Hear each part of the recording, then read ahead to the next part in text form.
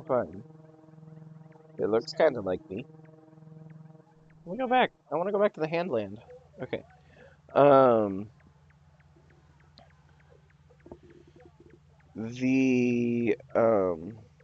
but yeah, so if a horror game itself can have and I mean a dark horror game, can have a positive ending, even if you have to work for it, I feel like that's means that another game can at least lend a more optimistic ending where you can feel at least satisfied. Um, I mean, I can like okay, so here's the thing, like a good and a bad ending, and neutral endings, because like that's one thing that I think Undertale did spectacularly is even though I would never ever do a genocide run, like never do a genocide run, just because I don't feel compelled to. I already was the heel who learned about the stuff online and saw it, and Flowey called me out on it, and he was right. Um, I would never do a genocide run, especially after learning the stuff I have about the characters, because I just don't see it in my personality to find any sense of enjoyment. One, I suck at difficult things, so beating it would be pretty much impossible for me. But also, just because of the characters, I could not see myself finding even the slightest bit of enjoyment from doing the worst ending, either of the worst endings in Undertale. Um, Even though they do have things like, as many people have pointed out, the the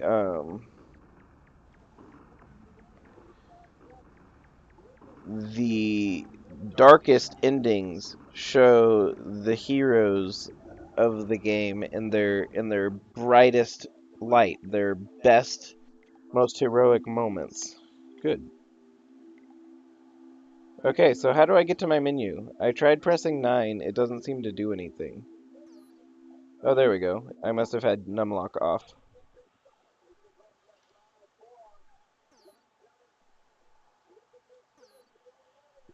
Um,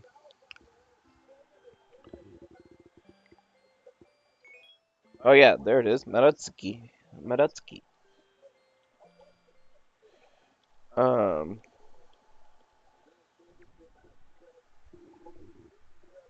but yeah, so good, neutral, bad endings. I can totally understand the idea of having, an ending that is bad, an ending that you feel hollow or exhausted at the end. Ooh, I like this one. This might be my favorite so far. Lots of funky guys, bright colors. I dig it. Um, I can definitely see the Earthbound inspiration here. This is Moonside all over on this. Maybe a little bit more solid insides of the object, but it's like if you took Sonic 2 Beta's Casino Night Zone and merged it with Foresight. Hi there, little guy. Hi. Oh, you chirp. Everything makes its own noises, which is nice. Um, but yeah, so one day I'll get to my point on this good, bad, neutral ending thing. Um, so I have no problem with making a good ending something you have to work for. Like in Undertale, you're not going to get either the good ending or the worst ending unless you try to get them. You might even need to read how to do it. Because there are bits that you may not know, like the dates, for example, is the thing in the good ending. Um, you might just think that, oh, that's just some side quest I don't really need to deal with. I'm just going for the good ending in this, and you don't know that it's required. You're more likely to do the pacifist run by accident than the genocide run. Um, I had a friend who had told me that there were a pacifist and a genocide run, and kind of urged me a little bit, but mostly let me experience the game blind. And my first run is gone from the internet due to me not understanding how Twitch worked.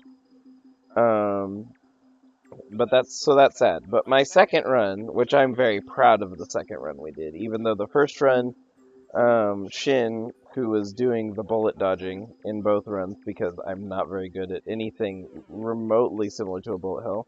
I want a friend that's a glowing arcade machine, a glowing pinball machine, ice cream vendor machine thing, whatever that is.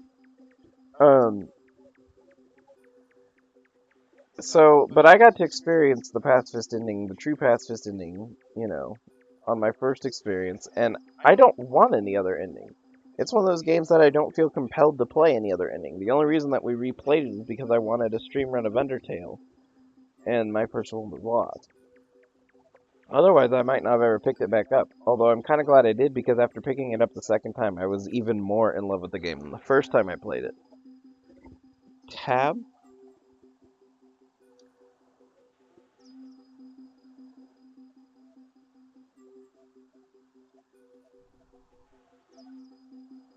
Apparently one is the sit down button.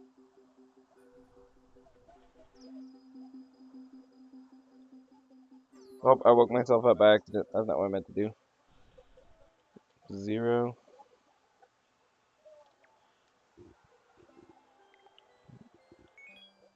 Um,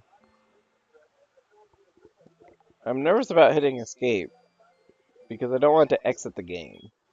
Oh, it is. Instructions. My room, get into bed, dream, wake up, press the 9 key. Check your characters to get new effects, press the enter key. Activate effects to gain new abilities. Okay. Save at your desk when you wake up. But yeah, so I don't feel compelled to do any other ending. I feel like that's the only ending worth doing. And then I cut to after the complete run of Jacksepticeye's genocide to see his response. And he kind of gives the same thought. He says that you really don't need to experience the genocide ending. That the genocide ending is one of those things where it's there, but you shouldn't feel compelled to do it. And I feel like the game does a great job of begging you not to do that. I'm really impressed by just how much emotion it feels like the game itself has on that exact topic of that it does not want you to go through with what you are doing on the genocide run at all. It makes it as difficult as possible.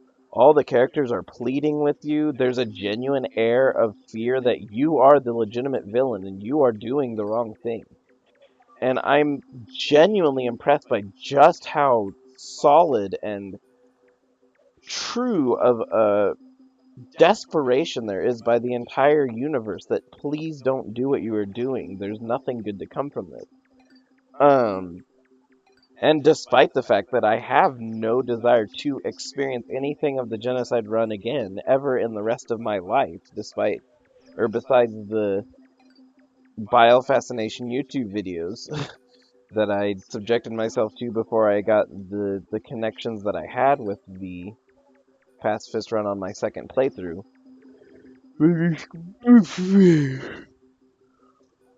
Um, Despite all that,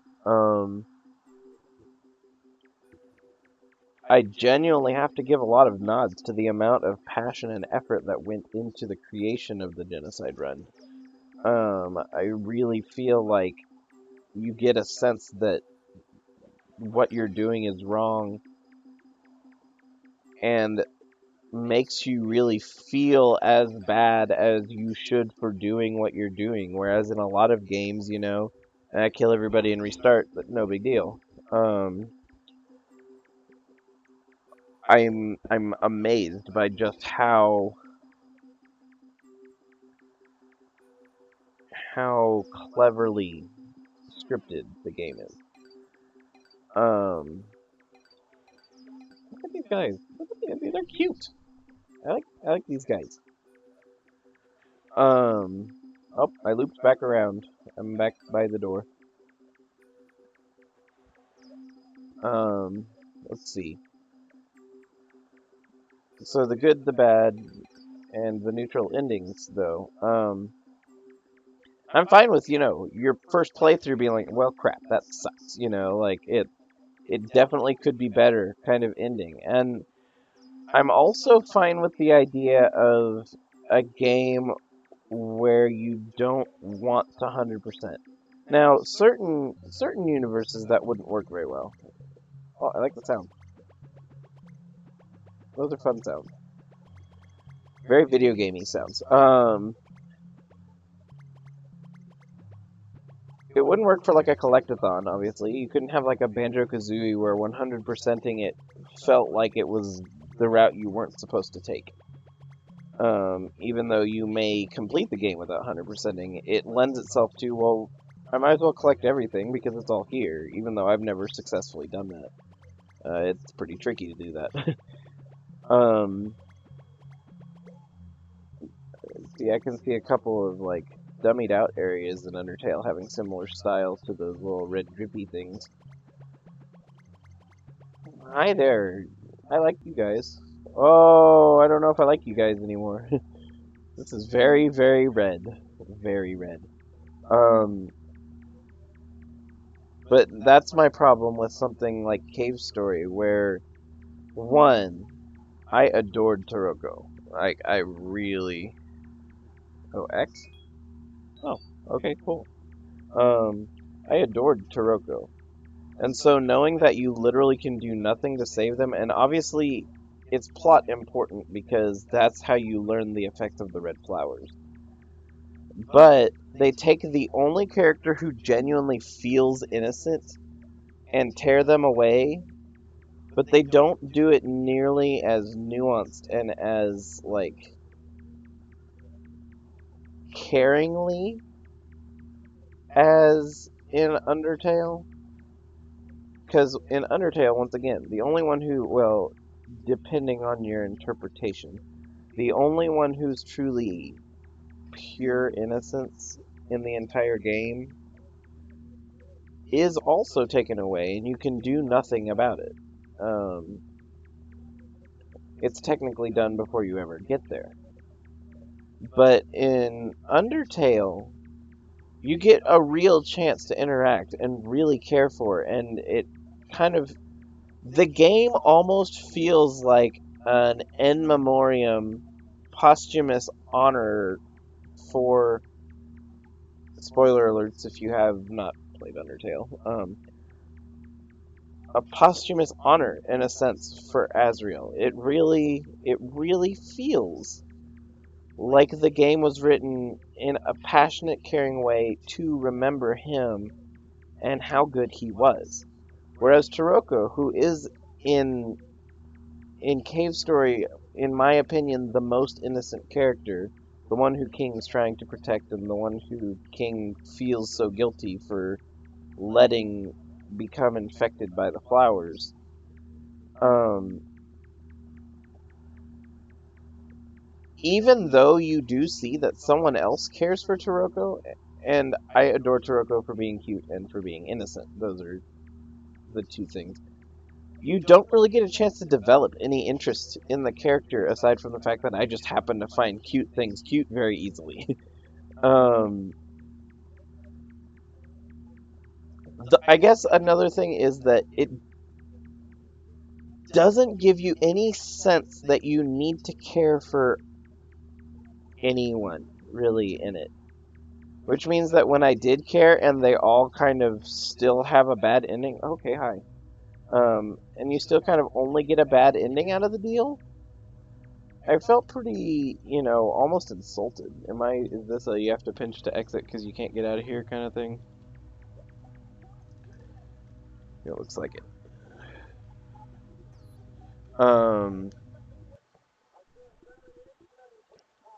So yeah, I cared for the characters in and of who they were, but I felt like the game didn't care about its characters as much. Um,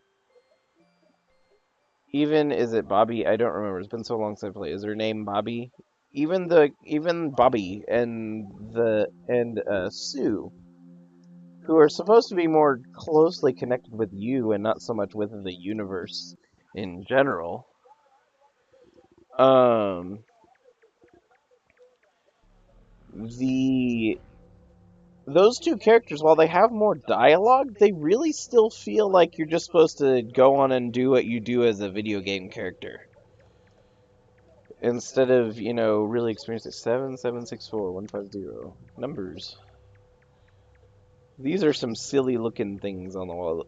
I think they're supposed to be like screens, but it kind of looks like goofy eyes on a smiling face. 98. 33333. 579441. I'm prisoner 246-0206-051. You know one. Lol. Ooh. Light posts. Light posts everywhere. Um. So I guess that's part of why it bothers me so much, is because I feel like it doesn't do enough justice to its own characters.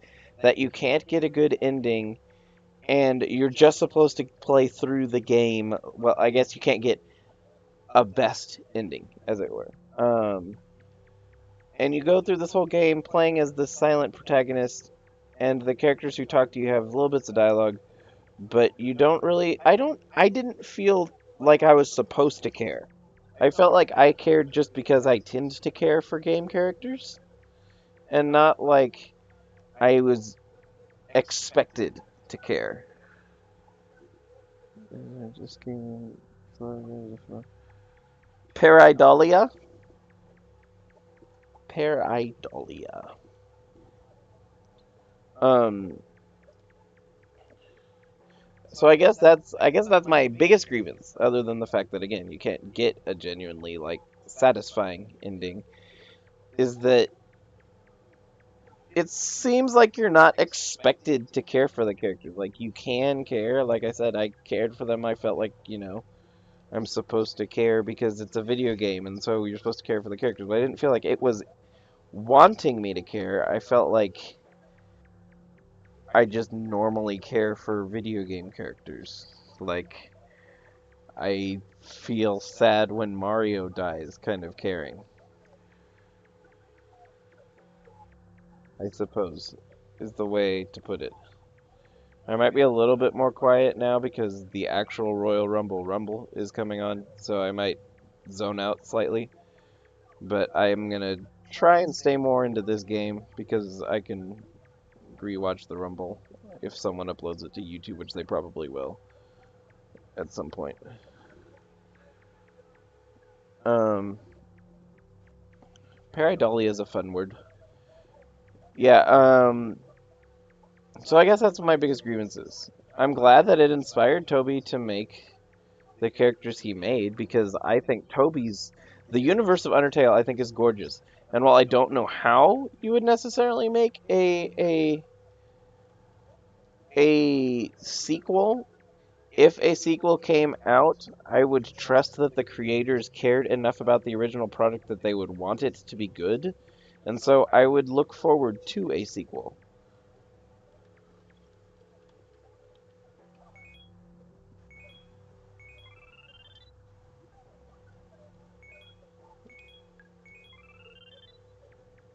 Oh, I got no face. I like that. Move. I want to get to the door. I want to get to the door. Let me in. Fine. Um.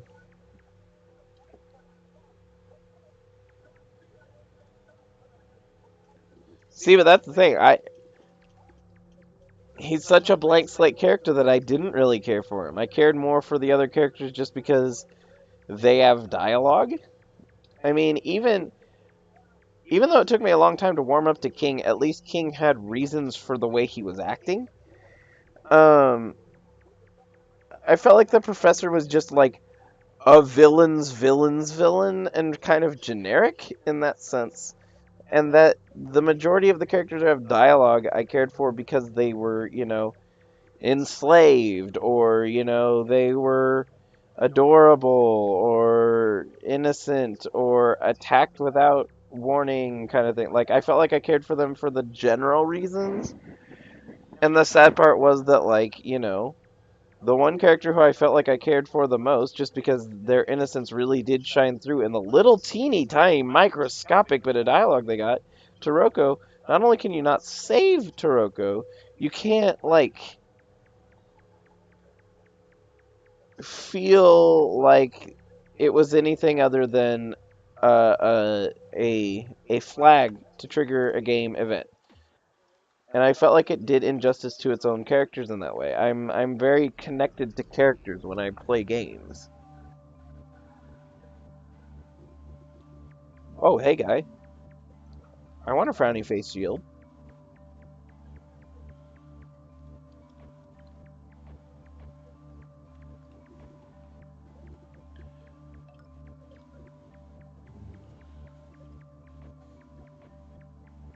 Um, let's see. I have not. We're planning on doing them eventually. Played Earthbound, or if I can find a satisfactory way to do Mother 3, because I've been told Mother 3 is amazing.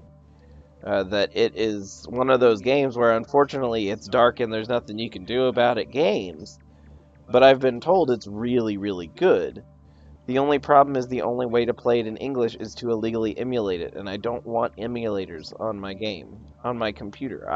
Every game I have on here, I either own now legally or bought at some point in my life. Um, or they were free downloads from the get-go, like this game, for example.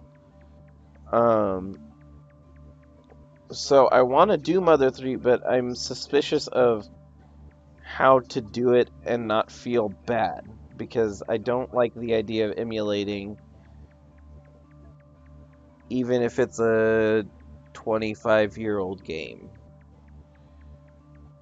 I don't know. Maybe I'm an old person. I don't know. But so I do though eventually want to do those. Although I haven't had a chance to do them yet. I'm really drawn to the Undertale or Pokemon Mystery Dungeon Red and Blue Rescue Team, or oh, I already did this door. I'll come back to it later. Eyeballs. Yay! I like eyeballs. Um, Red and Blue Rescue Team, or games like that have like this. The way I kind of explained it one time when I was trying to describe online to someone the charm of the game. It's the kind of game that when you're done playing it and you go to bed, you feel like you want to give your pillow a hug. Or, if you're in a relationship or whatever, you want to give your significant other a hug and be cute and cuddly together. It sounds really cheesy, but it's my best description of the type of games that I really like. I really like ones that have a charming and adorable cast and a nice interesting story that really feels heartfelt. And games like Undertale and Pokemon Mystery Dungeon Red and Blue Rescue Team, we're doing Explorers of Sky, but I haven't done it yet. Because I got so sick and tired of it the first time because of the Team Skull section feeling so slow and drawn out and just like generic high school bully tedious that I stopped playing. Um,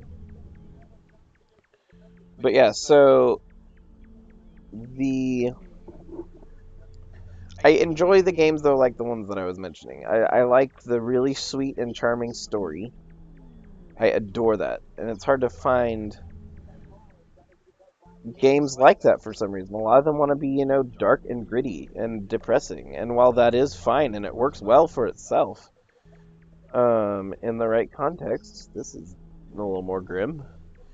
Um, I'm just at kind of a point in my life where I just want to feel, happiness. I want to feel something joyful, and I have nothing wrong with a dark game, especially if it's done well. Like, I adore The Last of Us. People say what they will about the ending to The Last of Us is, a weak ending to The Last of Us.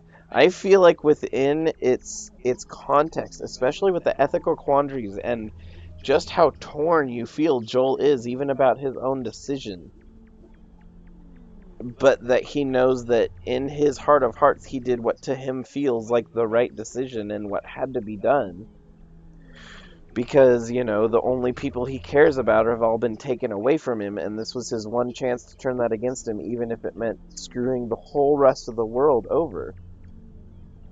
The ending, some people hated it. I felt like it was the only right ending that could have been based on what had been written. I don't feel like, spoiler alerts for this game now, I feel like letting Ellie die would have been an ending that, while it would have been a closure to the universe and the ability to save the world, I feel like it would have left Joe Hollow inside and been a decision I don't think he personally would have been able to go through based on how you've seen the character up till then. And so I didn't find it that bad. I really found like that it worked exactly the way it should have for its context. And so I didn't really disagree with it.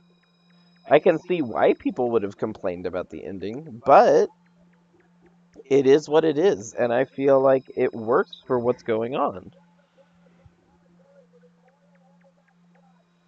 I want to talk to the QB guy and get warped to another place. Oh wait, that's right. This is the red place that's really hard to get around in. Um, and so yeah, like I don't mind a dark story at all. If it's done well, it's done well. Okay, sure, why not? Poke that thing and make that guy vomit blood. It's cool. I'm gonna have to just like put spoiler alerts for all the video games on this or something. Bleh, bleh. Um,